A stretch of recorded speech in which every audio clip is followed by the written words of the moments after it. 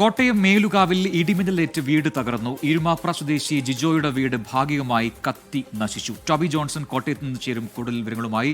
Toby, സംസ്ഥാനത്ത് ഇന്ന് പൊതുവിൽ മഴ മാറി നിൽക്കുന്ന ഒരു സാഹചര്യമാണ്. ഈ ഇടിമിന്നൽ ഉണ്ടായത് എപ്പോഴാണ്? ഒരു വീടിന്റെ പ്രധാനപ്പെട്ട വീടിന്റെ ഭാഗങ്ങളെല്ലാം കത്തിപ്പോയി എന്ന് ദൃശ്യങ്ങൾ തന്നെ പറയുന്നുണ്ട്. എന്തായിരുന്നു സംഭവിച്ചത്? എപ്പോഴായിരുന്നു ഇടിമിന്നലേറ്റത്? പ്രജിൻ, തീർച്ചയായിട്ടും ഇന്ന് വൈകുന്നേരത്തോടു കൂടിയാണ് ഈ സംഭവം ഉണ്ടായത്.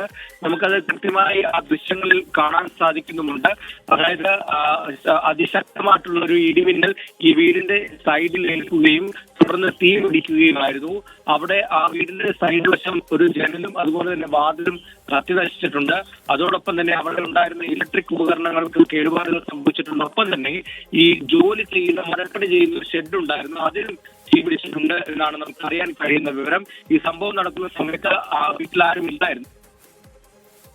ടോബി ജോൺസൺ ആണ് കോട്ടയത്തു നിന്നും വിശദാംശങ്ങൾ നൽകിയത്.